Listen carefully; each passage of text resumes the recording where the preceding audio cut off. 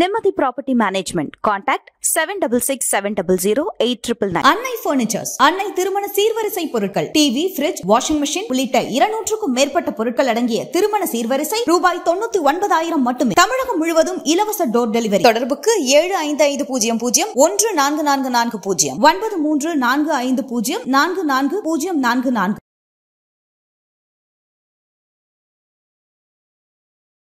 ஒரு நடிகர் அகரம்னு ஒரு அறக்கட்டளை வச்சுக்கிட்டு கிட்டத்தட்ட இன்றைக்கி பல ஆயிரம் பேர் அரசு பணியில் டாக்டர் ஆகும், இன்ஜினியர்ஸ் ஆகும், நல்ல லெவலில் ஒரு பொண்ணுலாம் பேசுது, சொந்த வீடை வாங்கிட்டேன் நான் அப்படின்ற அளவுலாம். எத்தனையும் கிராமத்தில் சாதாரணமாக இருந்த பொண்ணு உருவாக்கும் பொழுது உங்கள் அறக்கட்டளை வச்சு எத்தனை பேர் இந்த மாதிரி உருவாக்குனீங்க, ஏதாவது ஒன்று காமிங்கன்னு கேட்குறாங்க. பாஜக எதிர்ப்புன்னு ஒன்றை வச்சுக்கிட்டே வேறு எந்த இதுவும் இல்லாமல் இவர்களுக்கு அவர்கள் முட்டு கொடுக்குறது. ஆரம்பத்தில் இருந்தே இந்த வேலை தான்.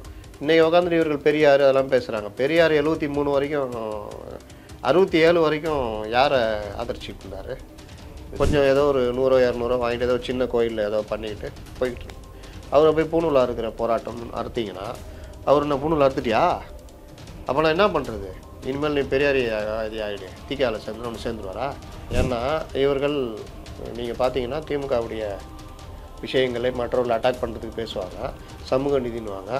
இந்த 13 நாள் போராட்டத்தில் யாராவது இங்கே மதிவதினி வாய் திறந்தாலும் கேட்கல. ஆனால் மதுவந்தி ஏன் வந்தேன்னு கேட்குறாங்க, சின்மை ஏன் வந்தேன்னு கேட்குறாங்க. வருவாங்க. இந்த விவகாரத்தில் முதல்ல நுழைஞ்சது எடுத்து போட்டது யூடியூப், சமூக ஊடகம். அதனுடைய வெயிட்னஸ் தெரியுதா? இப்போது ஷபீர் ஃபஸ்ட்டு வராரு, நீங்கள் செகண்ட் போகிறீங்க. அடுத்து நான் எதிர்பார்க்காத பல சமூக ஊடகங்கள் யூடியூபர்ஸ்லாம் போய் அதில் தைரியமாக எடுத்து பதிவு பண்ணுறாங்க. நம்ம வீட்டை கூட்டுறதுக்கே டெய்லி கூட்டுறதுக்கே வெறுப்பாக இருக்கும். 6 தெருவை ஒரு ரேடி கூட்டினோன்னா என்ன, அவங்க வாழ்க்கைக்கு யார் பாதுகாப்பு, என்ன இது? அப்போ இந்த மாதிரி விஷயங்களை தான், இதை தானே அவங்க கேட்டாங்க. வேறு என்ன கேட்டாங்க? எனக்கு பணி நிரந்தரம் பண்ணி கொடு, ப்ரைவேட்டைஸ் ஆகாதுன்னா கேட்டாங்க. இவர் கூலிப்படம் பார்த்துட்டு வந்துட்டு அந்த காங்கிரஸ்கார் சொல்கிறாரு, கூலிப்படம் பார்த்தது மூலியமாக என்னென்ன திட்டங்கள் இவர்களுக்கு. அவர் கூலிப்படம் பார்த்தாரான்னு தெரில. இந்த லோகேஷ் கனகராஜ்னு ஒரு அறகுறை அதை வச்சுக்கின்னு படம் எடுத்துக்கின்னு இவர் இன்னும் அந்த படத்தை போய் பார்த்துட்டு வந்த மாதிரி இந்த காங்கிரஸ்கார் கூலி படத்தை பார்த்துட்டு வந்து வாட்சி எப்படி கடத்துக்கு நான் சொல்லிக் கொடுப்பாங்க. அங்கேயே சார் ஒரு 2 நிமிஷம் கேமரா ஆஃப் பண்ணுங்க சார்னு கூப்பிட்டு 4 சார் நான் என்ன பேசினீங்கன்னா நீ என்ன பேசுகிற அப்படின்னு. இவனை பாருங்கள், இனிமேல் முரட்டு முட்டாகிறான்டா. பெண்ணில் கூட இந்த மாதிரி இல்லைடா. நம்ம என்ன ரெடி பண்ணால் கூட இந்த மாதிரி இல்லை. இந்த முரட்டு முட்டை எல்லா சேனலுக்கும் இனிமேல் கூப்பிட்டுருவாங்க. இவர்களும் அவர்களை போன்ற எந்தவித அடிப்படை வசதிகள் இல்லாமல் இருக்கிற துப்புரவு பண்ணாரர் தான். ஆனால் நம்ம கையை எடுத்து நம்மளை குத்துறது தானே. அப்போ அவர்களை வந்து பாருங்கள், பச்சையாக தெரியுது. அவர்களுக்கு புது ராம்கே ட்ரெஸ்ஸை போட்டு அதை எப்படி ஒரு நைட்டில் அடிச்சிட்டிங்களா ப்ளக்கார்டு, நன்றி சொல்வோம்னு பச்சையாக தெரியுதுல அப்படின்னு ஒரு வார்த்தையை சொல்கிறீங்க. அப்போ மக்களுக்கே இது தெரிஞ்சிடும் ஈஸியாக அப்படின்னு தெரியும் போது இதை ஏன் பண்ணுறாங்க? ஆணவத்துடைய உச்சகட்டம். நீங்கள் பார்த்தீங்கன்னா வளர்ப்பு மகன் திருமணம் பண்ணுறாங்க, ஊரே எதிர்த்தது. ஜெயலலிதா பண்ணும்போது பண்ணாங்களா இல்லையா? மாதத்துக்கு ஒரு நாள் நடக்கிற கூட்டம். அது கூட கவுன்சிலரால் வர முடியலன்னா சிஎம்ஐ பார்த்து அவங்க பயப்படுறாங்களா? தன்னுடைய கட்சி தலைவர் ஸ்டாலினை பார்த்து அவங்க பயப்படுறாங்களா? அந்த அம்மாவுக்கு சரியாக பேச வராது, இவர் தான் பேசுவார்னு கொண்டு வந்தாங்க. அப்போ சரியாக பேச வராது இந்த மேயரை போட்டிங்க. அப்போ எப்படி அவருக்கு தெரியும்? கூலிப்படம் தான் பார்க்க போவார். கூலிப்படம் பார்த்தால் ஏங்க எரியறத்தில் எண்ணெய் ஊற்றுற மாதிரி அவன் மொதல் நாளே எண்ணெய் ஊற்றிட்டார் இவர். யார்? சேகர் பாபு. அதற்கு அடுத்த எண்ணெயை இவர் ஊற்றுறாரு, உதயநிதி ஊற்றுறாரு. படம் பார்த்தேன் சூப்பர், 50வது ஆண்டு விழா வாழ்த்துக்கள் அப்படி இப்படின்னு. அப்புறம் லோகேஷ் மொத்தமாக ஊற்றிச்சு. லோகேஷ் ஊற்றி மூடி விட்டாங்கள.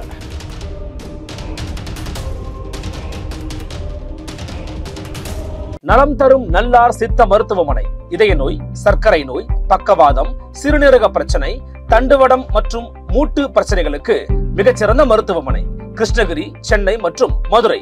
தொடர்புக்கு 8807666117 மற்றும் 8807666118. ஃபோர்த் ஸ்டேட் தமிழ் நேயர்களுக்கு அருள்மொழிவர்மனின் அன்பார்ந்த வணக்கங்கள். இது உங்கள் ஃபோர்த் ஸ்டேட் தமிழ் வழங்கும் பெருதுகள் நிகழ்ச்சி. இன்றைக்கு நம்ம நடந்திருக்கிறார் மூத்த பத்திரிகையாளர் திரு முத்தலீஃப் அவர்கள். வாரங்களோட ஒரு சிறப்பு நேர்காணல். வணக்கம்.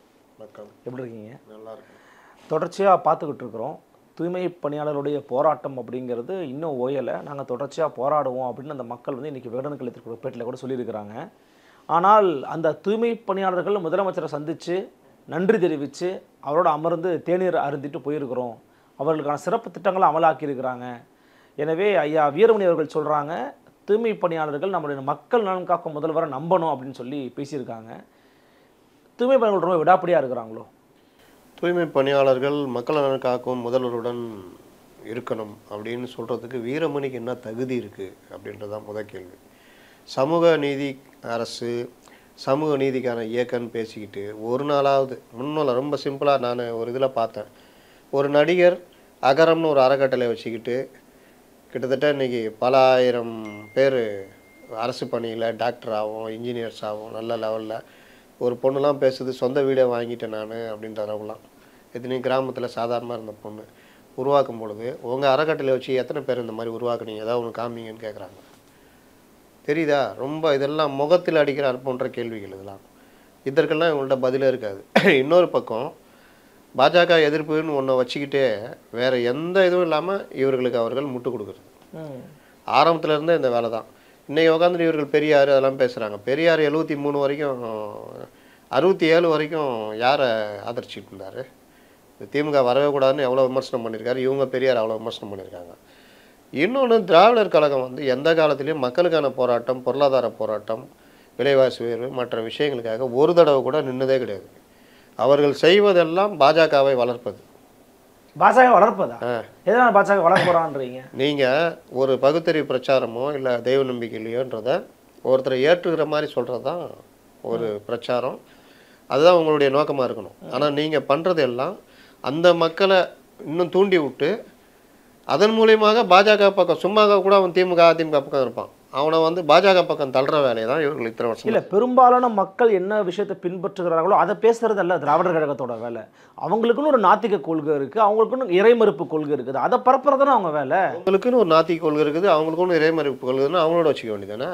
ஏன் பெரும்பான்மை மக்கள்கிட்ட வர்றீங்க? எதுக்கு வர்றீங்க? அது சட்டம் கொடுத்துருக்கிற உரிமை. நீங்க சட்டம் கொடுத்துருக்க உரிமை எது? ஆர்எஸ்எஸ்க்கு எப்படி ஒரு உரிமை இருக்கோ திகாவுக்கு ஒரு உரிமை இருக்கு. உரிமை இருக்குல்ல, அந்த உரிமைன்றதை எப்படி நீங்க கடைப்பிடிக்கணும்? அங்கதானே நான் சொல்றேன். நான் நீங்க எப்படி பண்ணலான்னு நான் கேட்கவே இல்லையே. இவர்கள் பண்ணுகிறது எப்படி செயல்படுது, அது பிஜேபி வளர்க்குதுன்றீங்க. வளர்க்குதுதான். நீங்க போய் ஒரு கிராம, ஒரு மயிலாப்பூர்லேயே ட்ரிப்ளிகன்லேயே ஒரு அந்தனர் ஓரமாக போய்கிட்டு இருக்காரு. அவர் பாவம், கொஞ்சம் ஏதோ ஒரு 100-200 வாங்கிட்டு ஏதோ சின்ன கோயிலில் ஏதோ பண்ணிக்கிட்டு போய்கிட்டு இருக்கு. அவரை போய் பூணூல் அறுக்கிற போராட்டம்னு அறுத்தீங்கன்னா அவர் என்ன பூணூல் அறுத்துட்டியா? அப்போ நான் என்ன பண்ணுறது? இனிமேல் நீ பெரியாரி ஆகிடு, தீக்காவில் சேர்ந்து ஒன்று சேர்ந்துருவாரா? இல்லாட்டி இன்னையிலேருந்து கடவுள் நம்பிக்கைன்னு. கடவுள் உண்டு என்பதும் இல்லை என்பதும் சபைக்கு உதவாத வெறும் பேச்சு. கஞ்சிக்கு இல்லை என்பதை காண மறந்து வெகு நாளாச்சு. பட்டுக்கோட்டை பாட்டு. கஞ்சி பான போராட்டம் தான் முக்கியம். கஞ்சி வர்க்க போராட்டம், பொருளாதார போராட்டம் தான் முக்கியம். பொருளாதார ரீதியாக அவன் இம்ப்ரூவ் ஆகிட்டான்னா அவன் கடவுள்லாம் நம்ப மாட்டான். இன்றைக்கெலாம் வந்து சைனாவில் மற்ற நாடுகள்லாம் வந்து கடவுள் நம்பிக்கைன்றது ஒன்றும் பெரிய லெவலில் இதாக இல்லை. அப்போ நீங்கள் மூடப்பழக்கங்கள், ஜாதிய கட்டுமானங்கள் எல்லாவற்றுக்கும் அடிப்படையில் காலி பண்ணுறதுடைய அடிப்படையான விஷயம் பொருளாதார ரீதியாக முன்னேற்றம் அடைவது.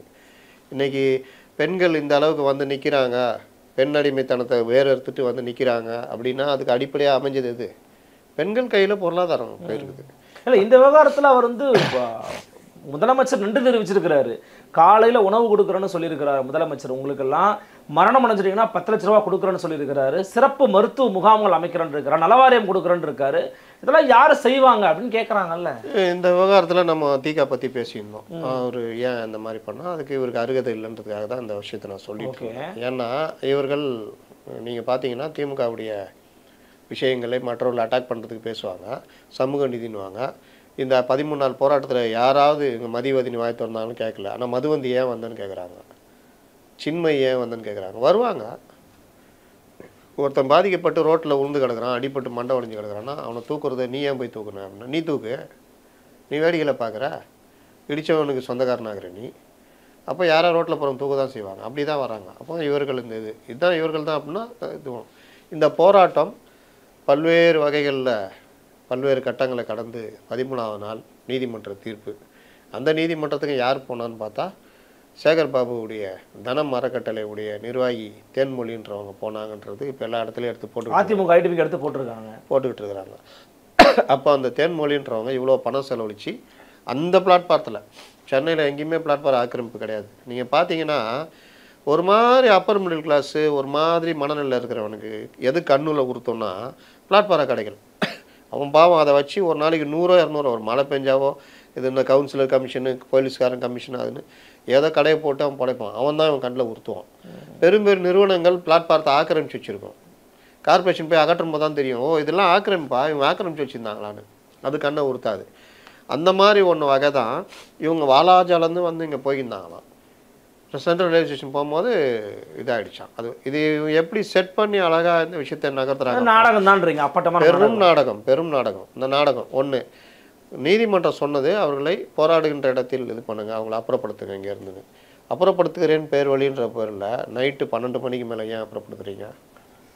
ஏன்னா லைவ் மீடியா டிவி எதுவுமே பெருசாக இதெல்லாம் எடுக்க மாட்டாங்க. 12 மணி வரைக்கும் டைம் கொடுக்கும். காலையிலேருந்து 12 டைம் கொடுத்தோம். அப்படியே நீங்கள் போகணும் போது வேறு வழி இல்லை எங்களுக்கு. மறுநாள் காலையில் ஆரம்பிங்க உங்கள் வேலையை, பகலில் பண்ணுங்க. ஏன் நள்ளிரவில் பண்ணுறீங்க? தூக்கிட்டு போய் டிராஃபிக் ஜாம் ஆகும். அப்புறப்படுத்துறீங்கல்ல, ஏன் வன்முறையை கையாளுறீங்க? ஒருத்தட்டையாவது நம்பி வச்சுருந்ததா? 1000 பிரச்சனை. சரி, அதை வீடியோ எடுக்கிற நிலவு மொழி, இந்த வழக்கறிஞர் எதுக்கு அவங்கள வளர்மதி அவங்கள எதுக்கு தூக்கிட்டு போய் அடித்து கையை உடச்சி, சரி கையை அவங்களுக்கு உடஞ்சி போச்சு. அந்த அம்மா பேசுறது இருந்தாலும் வீங்கி இருக்குது. கண்டிப்பாக தெரியும் எலும்பு முறிவு தான். டாக்டர்கிட்ட கூட்டு போனால் 5-6 ஸ்டேஷன் வச்சு சுற்றிக்கிட்டு இருக்கிறீங்களா? என்ன இதெல்லாம் கொஞ்சமாவது பயம் இருக்குதா? இவ்வளோ மீடியாவில் வருது, இவ்வளோ இதில் வருது, மெயின் ஸ்ட்ரீம் மீடியாக்கள் கண்டுக்க மாட்டாங்க. ஆனால் அதுக்காக இந்த இதில் நான் ஒரு விஷயம் பாராட்டியே ஆகணுங்க.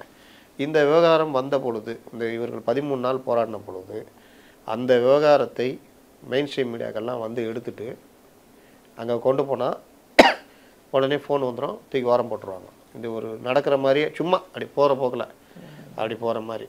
இந்த விவகாரத்தில் முதல்ல நுழைஞ்சது, எடுத்து போட்டது யூடியூப், சமூக ஊடகம்.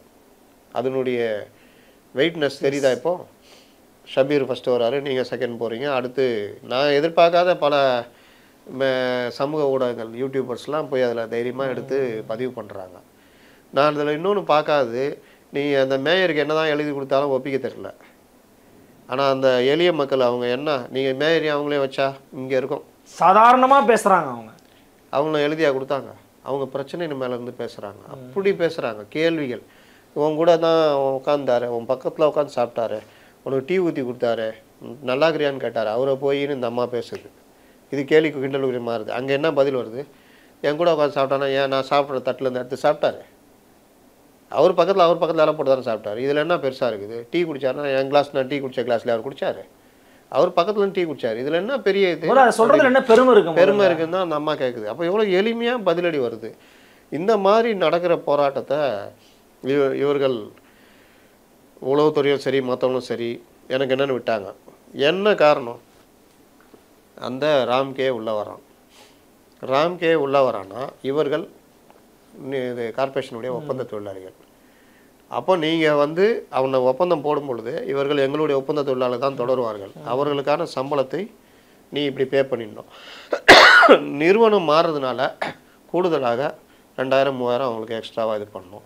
இஎஸ்ஐ பிஎஃப் இப்போ உருட்டுறாங்கல்ல, நீங்கள் கேட்டிங்களா? காலை உணவுலாம் ஒரு மேட்டரே கிடையாது. மரணம் அடைஞ்சாங்கன்னா 10 லட்ச ரூபா கொடுக்குறேன்னு சொல்லியிருக்கிறாங்க. 10 லட்ச ரூபா அறிவிக்கிறது, 10 லட்ச ரூபா அரசு கொடுக்குன்னு சொல்லல, 10 லட்ச ரூபா இன்சூரன்ஸ் இது பண்ணி தரேன்றாங்க. இது எல்லா நிறுவனத்துலேயும், ப்ரைவேட் நிறுவனம் எல்லாத்துலேயுமே இருக்குது. சாதாரணமான விஷயம். நான் முன்னாடி வேலை செஞ்ச நிறுவனத்தில் கூட எல்லாருக்கும் இன்சூரன்ஸ் போடலாமான்ற வரைக்கும் நான் திட்டம் போட்டிருந்தோம், சின்ன நிறுவனத்தில் தான். அதெல்லாம் ஒரு மேட்டரே கிடையாது. ராம்கேல சொன்னாலும் அவன் போட்டு கொடுத்துருவான், அவங்க எல்லாருக்கும் இன்சூரன்ஸ் பண்ணிடணும். ஏன்னா ரோட்டில் வேலை செய்கிறான். நான் அடிப்பட்டு சாவலாங்க ஒரு அம்மா, துப்புரவு பணியாளர். ஆமாம், எனக்கு என்னென்னு வந்து இடிச்சு தள்ளிட்டு போனானுங்கல்ல, அவனுக்கு அந்த ட்ரெஸ்ஸு கூட இது பண்ணலன்றது தான் இன்றைக்கி பெரிய பிரச்சனையாச்சு. அப்போது சாலையில் எப்போ வேணாலும் விபத்து நேரலாம். அப்போ அவங்களுக்கு ஆக்சிடென்ட் பாலிசி, ஹெல்த் இன்சூரன்ஸ் எல்லாம் பண்ணி கொடுக்கணும். இது என்னமோ பெரிய சாதனை மாதிரி உருட்டிகிட்டு இருக்கிறாங்க. இது எல்லாத்தையும் ராம்கே பண்ண சொல்லிட்டு நீ உள்ளவா. அந்த ராம்கே ஏற்கனவே பிரச்சனையில் தான் வெளியே போயிருக்குது, அதையே மறுபடியும் கூப்பிட்டு வர்றீங்க. கூப்பிட்டு வரும்பொழுது இந்த வேலையை பண்ணுமா வேணாவா? அப்போ இது பண்ணாமல் அவனுக்கு சாதகமாக இவர்களை நட்டாத்தில் விட்றீங்க. நீ 20,000 ரூபா வாங்கியிருந்தியா, 15,000 கொடுப்பான், வாங்கிக்கோ. இங்கே உனக்கு இவ்வளோ நாள் சர்வீஸ் பண்ணி அதெல்லாம் கட்டு, போ அங்கே போ. அவன் என்ன பண்ணுவான்? 10 பேர் மட்டும் வாங்க, 10 பேர் வேணாம். அவங்க பண்ணுவாங்க, 100 பேர் வச்சுருப்பாங்க. எங்களுக்கு 100 பேர் வேலை செய்கிற இடத்துல 36 பேர். நம்ம வீட்டை கூட்டுறதுக்கே, டெய்லி கூட்டுறதுக்கே வெறுப்பாக இருக்கும். 6 தெருவை ஒரு ரேடி கூட்டணுன்னா என்ன, அவங்க வாழ்க்கைக்கு யார் பாதுகாப்பு? என்ன இது? அப்போ இந்த மாதிரி விஷயங்களை தான், இதை தானே அவங்க கேட்டாங்க. வேறு என்ன கேட்டாங்க? எனக்கு பணி நிரந்தரம் பண்ணி கொடு, ப்ரைவேட்டைஸ் ஆகாதுன்னா கேட்டாங்க. எனக்கு கொடுக்குற அடிப்படை சம்பளம் அதையே வாங்கி கொடு, என் சர்வீஸ் கட்டாகாமல் பார்த்துக்கோ. நான் உன்கிட்ட இருக்கிறேன், நீ அவன்கிட்ட ஒப்பந்தம் போட்டால் நான் உன்கிட்ட ஒப்பந்தம் தொழிலாளி தான் நான் இருப்பேன் அப்படின்னு அதானே சொன்னாங்க. அதை நிறைவேற்றுறதுக்கு வழியே காணும். இவர் கூலிப்படம் பார்த்துட்டு வந்துட்டு அந்த காங்கிரஸ்கார் சொல்கிறாரு, கூலிப்படம் பார்த்தது மூலியமாக என்னென்ன திட்டங்கள் இவர்களுக்கு அவர் கூலிப்படம் பார்த்தாரான்னு தெரில. இந்த லோகேஷ் கனகராஜ்னு ஒரு அறகுறை அதை வச்சுக்கின்னு படம் எடுத்துக்கின்னு இவர் இன்னும் அந்த படத்தை போய் பார்த்துட்டு வந்த மாதிரி இந்த காங்கிரஸ்கார் கூலி படத்தை பார்த்துட்டு வந்து வாட்சி எப்படி கடத்துறது நான் சொல்லிக் கொடுப்பாங்க. அது வந்து அவர் திட்டங்களை அமுல்படுத்தினாராம். இதையும் ஒரு டிவியில் நெறியாளர்னு உட்காந்து கேட்டுனுக்கிறான் உட்காந்து, இல்லை எனக்கு புரியல நீங்கள் சொல்லுங்கன்னு. அங்கேயே சார் ஒரு 2 நிமிஷம் கேமரா ஆஃப் பண்ணுங்க சார்னு கூப்பிட்டு 4 சார் நான் என்ன பேசினுக்கிறேன் நீ என்ன பேசுகிற அப்படின்னு. இவனை பாருங்கள், இனிமேல் முரட்டு முட்டாகிறான்டா. பெண்ணில் கூட இந்த மாதிரி இல்லைடா, நம்ம என்ன ரெடி பண்ணால் கூட இந்த மாதிரி இல்லை. இந்த முரட்டு முட்டை எல்லா சேனலுக்கும் இனிமேல் கூப்பிட்டுருவாங்க பாருங்கள். அவர் கொஞ்ச நாளில் அந்த காங்கிரஸ்காரு முரட்டு முட்டாக இனி முட்டு கொடுப்பாரு. அப்போ அந்த மாதிரி பண்ணும்பொழுது 5-6 திட்டங்கள், என்ன திட்டங்கள், காலை உணவு இந்த மாதிரின்னு போட்டு உருட்டுறாங்க. இது எப்படி சரியாக இருக்கும்? சரி, இதுக்கு ஆளை கூட்டு வராங்க. யார்? அதை தூய்மை பணியாளர் தான் கூட்டு வராங்க. அவங்க வேறு மண்டலத்துலேருந்து இவங்க செட் பண்ணி அது நடக்கும்ல. இப்போ பேருந்து ஸ்ட்ரைக் நடக்குதுன்னா நீங்கள் திமுக ஆட்சியிலன்னா தோமுசாகாரன் ஓட்டுவோம், அதிமுக ஆட்சினா அண்ணா தொழிற்சங்கத்துக்காரன் ஓட்டுவான். இதுதான் நடக்கும். மொத்தத்தில் அவனுக்கு அவன் தான் கோடாரி கம்பு. கோடாரி கம்புன்னு சொல்லுவாங்க தெரியுமா? வெறும் கோடாரி செஞ்சுட்டு நீ மரத்தை வெட்ட முடியாது. அந்த மரத்துலேருந்து கிளையை உடச்சி அதை ரெடி பண்ணி அதில் சொருவி அதை வச்சு தான் வெட்ட முடியும். அப்போ தொழிலாளி வர்க்கம்னு நீங்கள் என்ன தான் பண்ணாலும் அதுலேயும் கோடாரி கம்புகள் இருக்க தான் செய்யும். அதற்கு தான் தொழிற்சங்கத்தை ஆளுங்கட்சிகள் வச்சிருக்குது, தோமுசா அதுன்னு. ஆனால் வேலையை செய்ய மாட்டான் வருஷம் போகிறான். அன்னைக்கு மட்டும் பஸ் ஓட்டுவான், 4 பேர் மேலே ஏற்றியாக இருக்கும். அப்போ இந்த மாதிரி இதுக்கு இந்த இது. ஆனால் இவர்கள் வந்தவர்கள் அப்படி கூட கிடையாது. இவர்களும் அவர்களை போன்ற எந்தவித அடிப்படை வசதிகள் இல்லாமல் இருக்கிற துப்புரவு பண்ணார் தான். ஆனால் நம்ம கை எடுத்து நம்மளை குத்துறது தானே. அப்போ அவர்களை பாருங்கள், பச்சையாக தெரியுது. அவர்களுக்கு புது ராம்கே ட்ரெஸ்ஸை போட்டு அதை எப்படி ஒரு நைட்டில் அடிச்சிட்டிங்களா ப்ளக்கார்டு, நன்றி சொல்வோம்னு. இதெல்லாம் செட்டப்னு ஊருக்கே தெரியுது இல்லை? அப்படியே எனக்கு என்ன ஒரே ஒரு சந்தேகம் தானே. இப்போ நீங்கள் சொல்கிறீங்க ஒரு பத்திரிகையாளராக நீங்கள் தொடர்ச்சியாக பார்க்கும்போது மதிப்பீடு பண்ணுறீங்க. ஆனால் நீங்கள் சொன்ன மாதிரி பச்சையாக தெரியுதுல அப்படின்னு ஒரு வார்த்தையை சொல்கிறீங்க. அப்போ மக்களுக்கே இது தெரிஞ்சிடும் ஈஸியாக அப்படின்னு தெரியும் போது இதை ஏன் பண்ணுறாங்க? ஆணவத்துடைய உச்சகட்டம். நீங்கள் பார்த்தீங்கன்னா வளர்ப்பு மகன் திருமணம் பண்ணுறாங்க, ஊரே எதிர்த்தது ஜெயலலிதா பண்ணும்போது. பண்ணாங்களா இல்லையா? அவங்க பொறுத்த வரைக்கும் கூட இருக்கிற லக்ன பாண்டிகள், நான் தான் சொல்கிறேன், அந்த முட்டு சந்து கூட்டு போகிறது யார்? அதிகாரிகள் தான். சூப்பராக இருக்குன்ட்டாங்க, பக்காவாக இருக்குதுங்க. அப்படி நிற்பான் எல்லாம் பண்ணி கொடுப்பான். கடைசியிலே இவங்க தோக்கும் போது பொக்கையை தூக்கிட்டு எதில் போய் நிற்பான். அந்த வேலை தான் இப்போ நேற்று நடக்குது. இதில் நிறைய பேர் ஒரு வார்த்தை சொல்கிறாங்க, பத்திரிகையாளர் மணி அவர்கள் கூட சொல்கிறாங்க, அதிகாரிகள் தவறு, சேகர்பாபு தவறு, KN நேரு தவறு, மேயர் தவறு அப்படின்னு சுருக்கக்கூடாது. இதை நிறைய பேர் அந்த மாதிரி வேலையில் பார்த்துக்கிட்டு இருக்காங்க அப்படிங்கிறாரு. அந்த பார்வையின் மீது உங்களுடைய கருத்து என்ன? ஏன் அந்த மாதிரி சொல்கிறாங்க? ஆக்சுவலி சேகர்பாபு தவறுன்றதை நானும் மறக்கல. இல்லை, அவங்க தான் காரணம், முதல்வர் தான் காரணம். நானும் சொல்லிட்டு ஒரு சேகர்பாபு எப்படி கார்பரேஷனில் பேச முடியுது? யார் அவர்? CMDA அண்ட் அறநிலைத்துறை. அவர் ஏன் அங்கே எல்லாத்துக்குமா இருக்கார்? ஏன் நேரு வரல? இவ்வளோ பிரச்சனை நம்பி ஊரே பற்றிட்டு எரியுது. நேரு எங்கன்ற கேள்வி வருது. குமார் யார் இவருன்னு போட்டு கிண்டல் பண்ணுறாங்க. CMக்கு தெரியாதா? என்னன்னா அவர்களுக்குள்ளே இருக்கிற கோஷ்டி சண்டை. ஓகே, இது நீ எடுத்துட்டியா? ஆனால் என்னுடைய டிஸ்ட்ரிக்டில் வருது. நான் தான் 2 மாவட்ட செயலாளர். ஆமாம், ராயபுரம், கொளத்தூர், வில்லிவாக்கம். அவர் தான் மாவட்ட செயலாளர். அப்போ நீ இங்கே பண்ணுறதுக்கு நான் விடுவேனா? நான் பண்ணுறேன் பாரு அப்படின்னா அப்போ அவரே பார்த்துக்க சொல்லுங்கள் அப்படின்னு. அப்போ இங்கே கட்சி நடக்குதா? கட்சிக்கு தலைவர் இருக்காரா? ஏன்னா கட்சிக்கு தலைவருக்கு கிடையாதுங்க. நீங்கள் கவுன்சிலர்கள் எவ்வளோ பேர் கலந்துக்கிறாங்க மன்ற கூட்டத்தில்? 200 பேருக்கு 80 பேர் கலந்துக்கிறாங்க இது வரைக்கும். மன்றம் அவங்க ஆரம்பிச்சதுலேருந்து அப்படி தான் நடக்குது. என்னைக்காவது இவர் கூப்பிட்டு வார்ன் பண்ணியிருக்காரா CM? அவர் தானே கட்சி தலைவர். 200க்கு 200 ஏன் வரமாட்டேங்குது? மாதத்துக்கு ஒரு நாள் நடக்கிற கூட்டம், அது கூட கவுன்சிலரால் வர முடியலன்னா CM பார்த்து அவங்க பயப்படுறாங்களா? தன்னுடைய கட்சி தலைவர் ஸ்டாலினை பார்த்து அவங்க பயப்படுறாங்களா? இல்லை. மாவட்ட செயலாளராக இருக்கின்ற சேகர்பாபுவுக்கு பார்த்து பயப்படுறாங்களா? அவங்க தனித்தனியாக இயங்கிட்டு இருக்காங்க. அதிகாரிகள் தனியாக இயங்கிட்டு இருக்கிறாங்க. அதிகாரிகளுடைய வேலையெல்லாம் எதுவுமே இல்லை சார், பிரச்சனையே இல்லை சார். நீங்கள் கூலி படம் போய் பாருங்கள், கூலி தொழிலாளர் நாங்கள் பார்த்துக்குறோம். நீங்கள் இவர்களுடைய ஆணவத்துடைய உச்சகட்டம் அந்த படத்தை பார்த்து முதல்ல உதயநிதி ஸ்டாலின் ரிவ்யூ போடுறாரு. ரிவ்யூ போட்ட பிறகு எங்கே CM போயிடுவாரோன்னு போலீஸ் சைடில் பதப்பதைப்பு. ஏன்னா இங்கே இந்த போராட்டம் இப்படி போய்கிட்டு இருக்குது. இது இவர் போயிட்டாருன்னா இன்னும் மேலும் சிக்கலாகும்னு அவர்கள் பதப்பதைச்சி போவேனான்ற மாதிரிலாம் பண்ணுறாங்க. எதை பற்றியும் கவலைப்படலையா? அவர் போய் பார்த்துட்டு அந்த ஃபோட்டோ வெளியில் வருது. நீங்கள் அந்த போராட்ட கைது நடவடிக்கும் போது சாதாரணமாக கைது போய்கிட்டே இருந்தது. இந்த ஃபோட்டோ வந்தோன்னே மாறிடுச்சு நிலைமையை, தெரியுமா? அப்போ லோகேஷ் கனகராஜுக்கு நன்றின்னு வேற போடுறாங்க, போராட்டத்தை இன்னும் மேலும் செழுமையாக்கி அப்படின்னு. அப்போது போலீஸுக்கு இந்த விவகாரம் அந்த கோர்ட்டில் கொண்டு போய் இந்த மாதிரி வழக்கு போட்டு இது பண்ணி அந்த தீர்ப்பை வாங்கி அந்த தீர்ப்பை வச்சுக்கிட்டு நைட்டு இது பண்ணுறது ஒரு பக்கம்னா, இந்த தொழிலாளிகளை பற்றியே கண்டுக்காத ஒரு முதல்வர். ஏற்கனவே நீங்கள் ஞாபகம் இருக்குதா, லூப் சாலையில் மீனவர்கள் பிரச்சனை போராட்டம் நடந்துட்டு இருக்கும் போது ஒரு IPL பார்த்தார், ஞாபகம் இருக்கா? இந்த கண்ணாடி போட்டு இப்படி ஒரு ஸ்டில்லு இருக்கும் சமூக வலைதளத்தில். அன்றைக்கி எவ்வளோ பெரிய இதாச்சு, அன்னைக்கு கண்டுக்கவே இல்லை. அன்றைக்கி இதே மாதிரி தான் நடந்தது, அந்த தொழிலாளிகளை கண்டுக்கல. அதுக்கப்புறம் பெரும் போராட்டம் ஒரு மாதிரி இதாச்சு. இன்றைக்கி இங்கே இப்போ அதே லூப் சாலையில் ப்ளூ ரிப்பனும் ஏதோ ஒரு திட்டம் அதை கொண்டு வராங்க. அதாவது மீனவர்கள் அல்லாத மாற்றுக்குடியினரை அங்கே குடியமர்த்துகிற வேலை இப்போ கார்பரேஷன் ஆரம்பிச்சிருக்குது.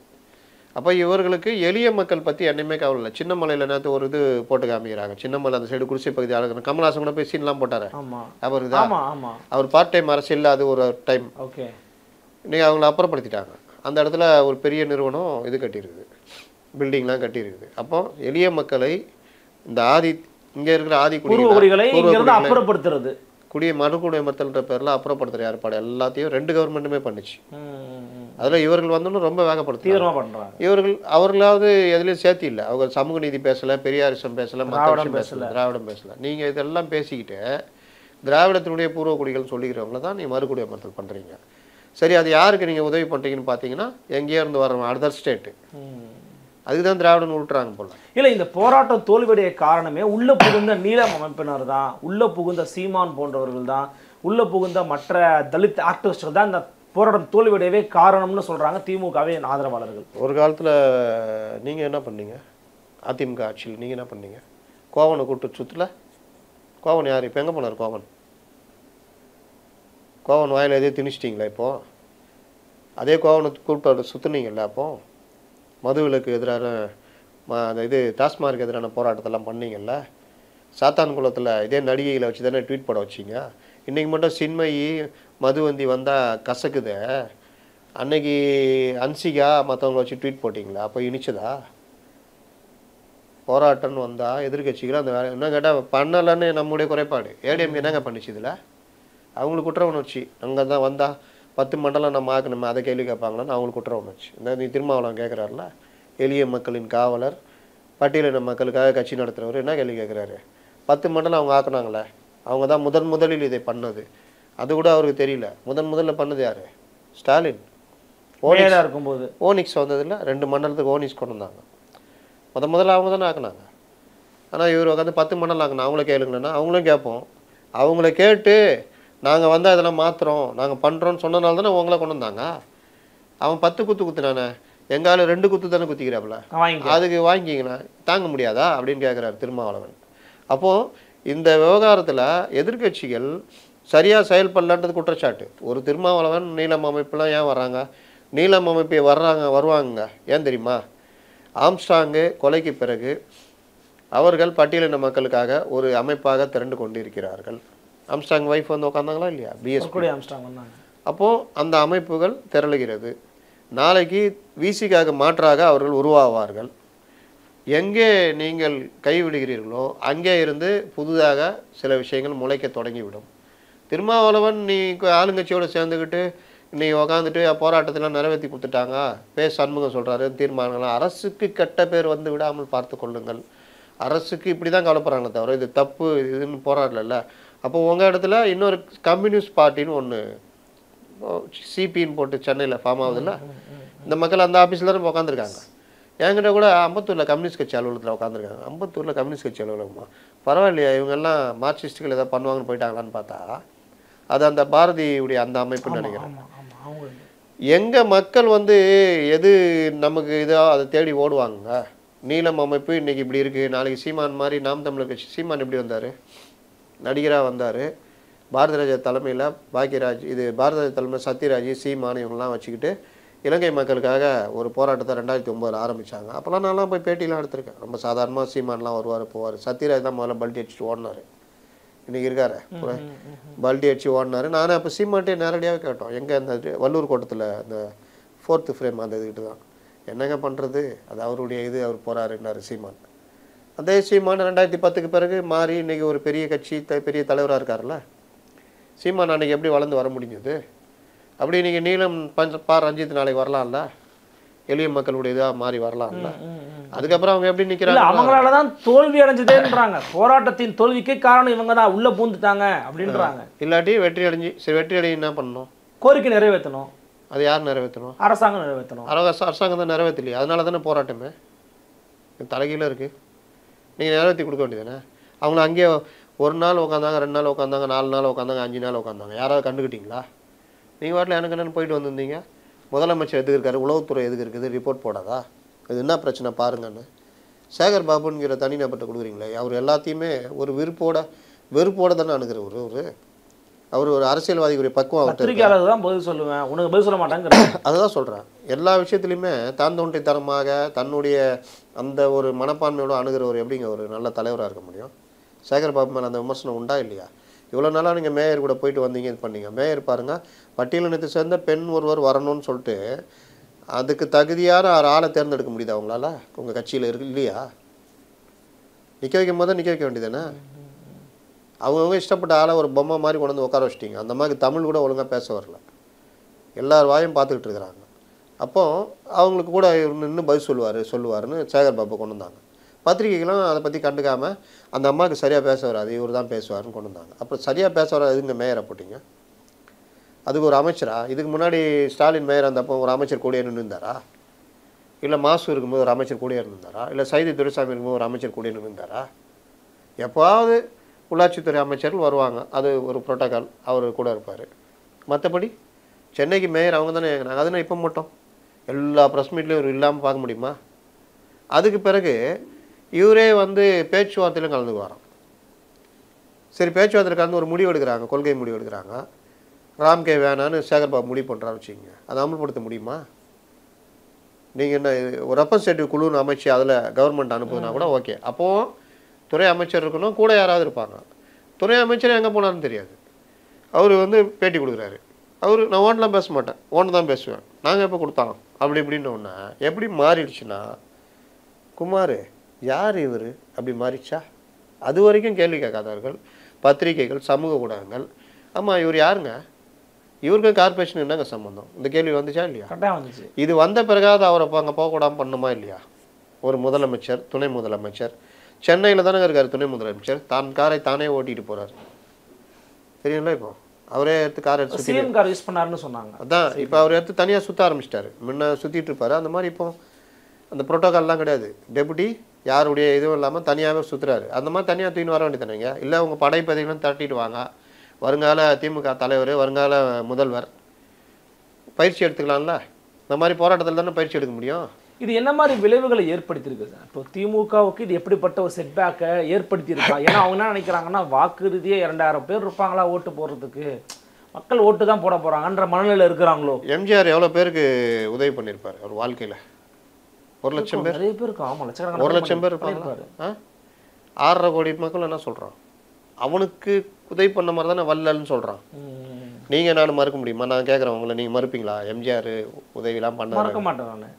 உங்களுக்கு எதாவது பண்ணாரா? எனக்கு பார்த்து கூட இருக்க மாட்டீங்க. இல்லை, நான் பார்த்துருக்கேன்.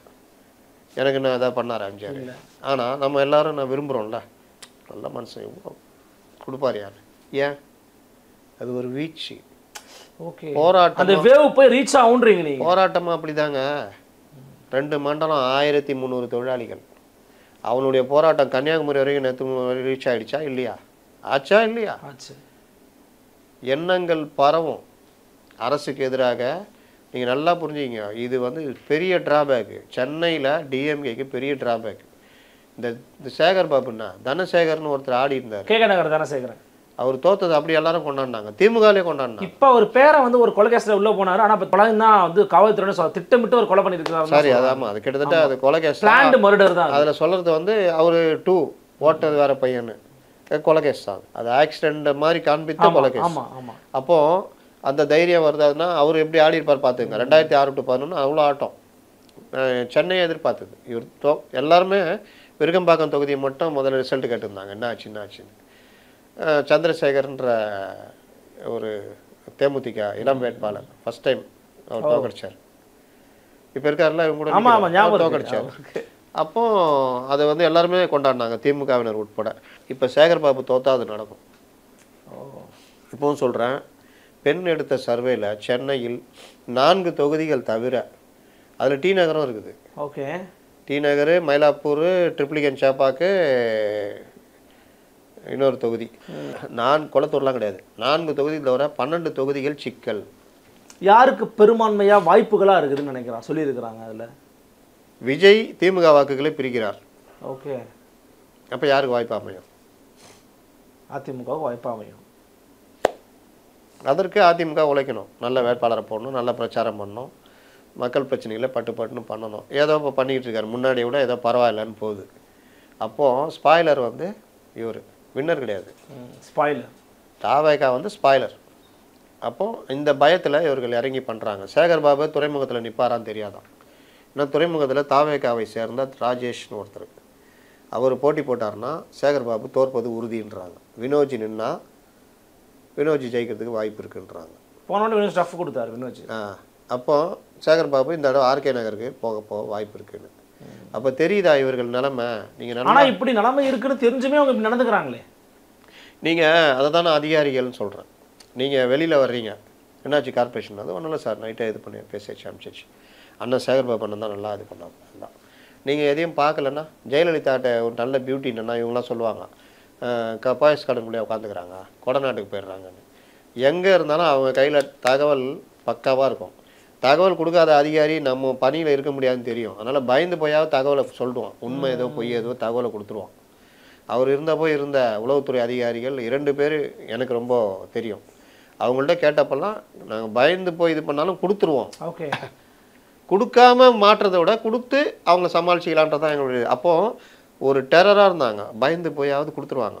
எனக்கு ஏன் இதை சொல்லன்ட்டுன்னு வந்துச்சுன்னா அவர் பதவியில் இருக்க மாட்டாருன்னு தெரியும். அப்போது சொல்லிவிட்டு இந்த மாதிரி இருக்குமா, என்ன பண்ணலாம், அப்போ என்ன பண்ணலாம் சொல்லுங்கள், நீங்களே சொல்லுங்கன்றப்போ இதெல்லாம் பண்ணலாம். அது நீங்கள் ஒருத்தர் பேச்சாளர் மோட்டிவேஷன் ஸ்பீச் பேசுவார் ஒருத்தர், அவர் பேர் என்ன, கலியமூர்த்தி. ஆமாம், கலியமூர்த்தி ஐபிஎஸ். கலைஞர் பேனரை மறைச்சி ஜெயலலிதா பேனர் வச்ச மேட்டரை பேசியிருப்பார், பார்த்துருக்கீங்களா? அந்த இதை எடுத்துட்டுன்னா உன்னை நான் விடமாட்டேன்னு மாவட்ட செயலாளர் மிரட்டிட்டு போனான். ஜெயலலிதா போய் சொல்லுவார் அவர். இங்கே டிஎம்ஏ கவர்மெண்ட்டில் அந்த மாதிரி சொல்ல முடியுமா? ஒரு டெப்டி கமிஷனர் போய் சிஎம்ஐ பார்த்து சொல்ல முடியுமா? பார்க்க முடியுமா? இல்லை, வாய்ப்பே கிடையாது. பார்த்தாலும் என்ன சொல்லுங்கள் வாங்கன்னு கூப்பிடுவாங்களா? அவங்க வாங்க கலியமூர்த்தி உள்ளே வாங்க, லிஃப்ட்டுக்குள்ளே வாங்க அப்படின்ட்டு சொல்லுங்கள், இந்த மாதிரி மேடம் சாரம் வச்சு. சாரம்னா என்னன்னு கேட்டிருக்காங்க. சாரம்னா நமக்கு முன்னாடி கட்டுறேன். ஓ, எதுக்கு மறைச்சி வைக்கணும்? பக்கத்தில் எங்கே வைக்க வந்தேன்னா அதான் மேடம் நானும் சொன்னேன். என்ன சொன்னாங்க? உன்னை தூக்கி ட்ரான்ஸ்ஃபர் பண்ணிடுறேன் பாருங்க. அப்படியா, சரி நீங்கள் போங்க நான் பார்த்துக்கிறேன்ட்டாங்க. அந்த இதை தட்டி நகர்த்திடுங்க, எடுத்துருங்க.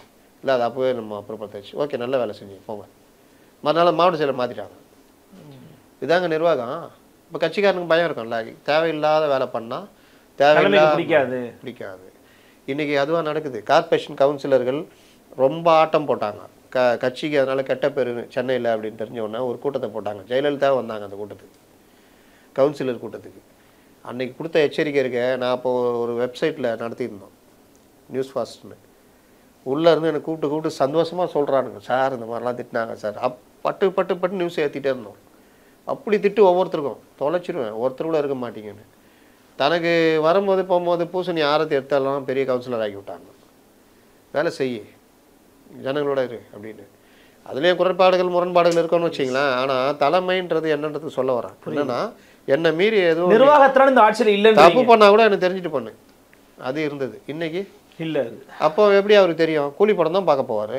கூலி படம் பார்த்தால் ஏங்க எரியத்தில் எண்ணெய் ஊற்றுற மாதிரி அவன் மொதல் நாளே எண்ணெய் ஊற்றிட்டார் இவர். யார்? சேகர் பாபு. அதற்கு அடுத்த எண்ணெயை இவர் ஊற்றுறாரு, உதயநிதி ஊற்றுறாரு. படம் பார்த்தேன் சூப்பர், 50வது ஆண்டு விழா வாழ்த்துக்கள் அப்படி இப்படின்னு. அப்புறம் லோகேஷ் மொத்தமாக ஊற்றிச்சு. லோகேஷ் ஊற்றி மூடி விட்டாப்புல. அப்போது இதெல்லாம் நம்ம கேட்டால் அதிகாரிகள் சைடில் கேட்டால், சார் நாங்கள் என்ன சார் கெஞ்சிரோம் சார், வேறு என்ன சார் பண்ண முடியும் சார், போயிட வேணான்னு சொல்லுங்கள் சார், கெஞ்சிரோம் சார், வேறு என்ன சார் பண்ண முடியும். அப்போ அவர்கள் வேறு உலகத்தில் இருக்காங்களா? அவர்கள் உலகமே தனியாக இருக்குது. இதெல்லாம் நடக்கும் இப்படி நடக்கும்ன்ற பற்றி கவலையே இல்லை. கூலி படம் கூப்பிட்டு அப்படியா, அவள் தான் ஐயா கூலி என்ன கூலி இல்லைங்க, கூலி படம் போகிறீங்க. ஆமாம் அதான் ஃபஸ்ட் ரோலில் போட்டது ஐயா. சரி வர அவள் தான். இவர் போகிறது எதுக்கு போயிருப்பார்? ஐயா அந்த கூலி உயர்வு கேட்டு போராடுறாங்களா, அந்த பிரச்சனை பெருசாகிட்டுருது ஐயா, கோர்ட்டு வேறு கேட்க போயிருப்பார். அன்றைக்கி என்ன ஆச்சு, கமிஷனர் இவரை பார்க்க முடியாமல் விளாடி இருக்காரு. கன்சல்டேஷன். ஆமாம், ஓகே, கன்சல்டேஷனு. அதுக்கப்புறம் அவங்களோட பேச்சுவார்த்தை நடத்திருக்காரு. அவங்க ஒத்து வரல, அடஸ்டோலாம் பண்ணிக்கிட்டு இருக்காங்க. இந்த 2-3 ஹவர் அவ்வளோ டென்ஷனாக ஓடி இருக்குது. தலைவர் டென்ஷனே இல்லாமல் கூலிப்படம் பார்த்துட்டு வெளியே வந்து ஃபோட்டோக்கு போஸ்ட் கொடுத்து இதெல்லாம் நடந்திருக்கு. அப்போ அது வந்து உங்களுக்கு தானே பேக் ஃபயர் ஆகுது. அரசாங்கத்தினுடைய தொடர்ச்சியான செயல்பாடுகள் மக்கள் மத்தியில் வெறுப்புகளை எதிர்ப்புகளை உருவாக்கி இருக்குன்னு சொல்கிறீங்க. பொறுத்திருந்து பார்க்கலாம் எப்படி இவர் நடந்து கொள்கிறார் அடுத்தடுத்து என்று. மிக்க நன்றி. நன்றி. முன்னும் சந்திக்கலாம். வணக்கம்.